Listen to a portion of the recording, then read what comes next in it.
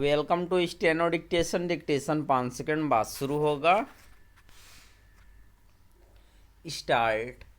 Stockholm International Peace Research Institute यानी SIPRI की इस रिपोर्ट पर आश्चर्य नहीं कि 2025 में विश्व का कुल सैन्य खर्च 2024 के मुकाबले 2.9% अधिक रहा।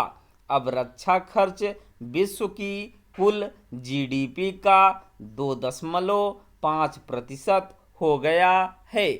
इस संस्था की रिपोर्ट यह भी बताती है कि रक्षा खर्च में भारत विश्व में 5वें स्थान पर पहुंच गया है। चूँकि भारत विश्व की चौथी बड़ी सैन्य शक्ति है, इसलिए रक्षा खर्च के मामले में उसका 5वें स्थान पर होना हैरानी का विषय नहीं। भारत रक्षा खर्च में कटौती इसलिए नहीं कर सकता क्योंकि चीन और पाकिस्तान जैसे देश उसके लिए समस्या बने हुए हैं। चूँकि वैश्विक परिदृश्य बदलने के साथ लड़ाई के तौर तरीके भी बदल रहे हैं, इसलिए अपनी सेना के आधुनिकीकरण के चलते भी भारत को रक्षा खर्च बढ़ाना पड़ रहा है। वर्तमान चुनौतियों को देखते हुए भारत के लिए यह संभव नहीं कि वह अपने रक्षा खर्च में कमी करे। भारत की तरह अन्य कई देशों को भी अपने समक्ष उभर रहे खतरों के कारण अपना रक्षा खर्च बढ़ाना पड़ रहा है।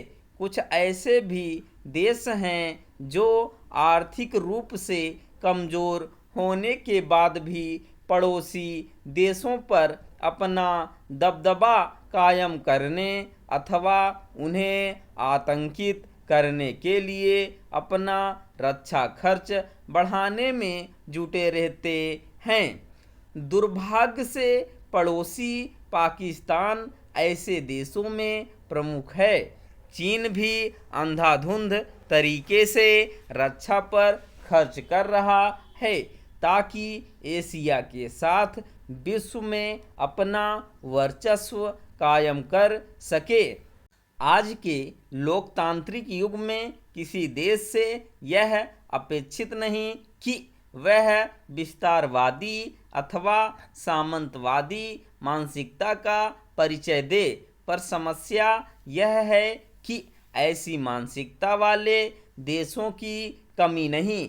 ऐसे देशों के समक्ष वैश्विक संस्थाएं और विशेष रूप से संयुक्त राष्ट्र सुरक्षा परिषद जिस तरह असहाय निरुपाय है, उसके चलते भी हथियारों की होड़ बढ़ रही है और तमाम देशों को जो पैसा अपने लोगों के जीवन स्तर को बेहतर बनाने में खर्च करना चाहिए, वह सैन्य संसाधन जुटाने में खपाना पड़ता है।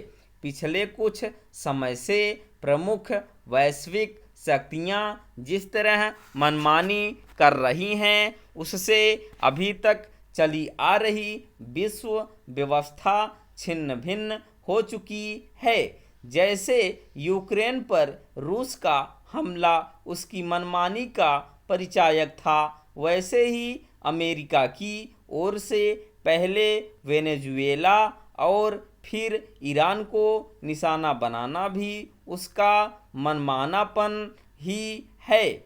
बड़े देशों की यह मनमानी भी रक्षा खर्च की होड़ बढ़ा रही है। भारत चाहकर भी अपना रक्षा खर्च कम नहीं कर सकता, लेकिन उसकी प्राथमिकता अपनी आवश्यकता की अधिकाधिक युद्धक सामग्री का निर्माण देश में ही करना होना चाहिए। इससे देश रक्षा क्षेत्र में आत्मनिर्भर भी बनेगा और रक्षा खर्च में कमी भी आएगी। स्टॉप।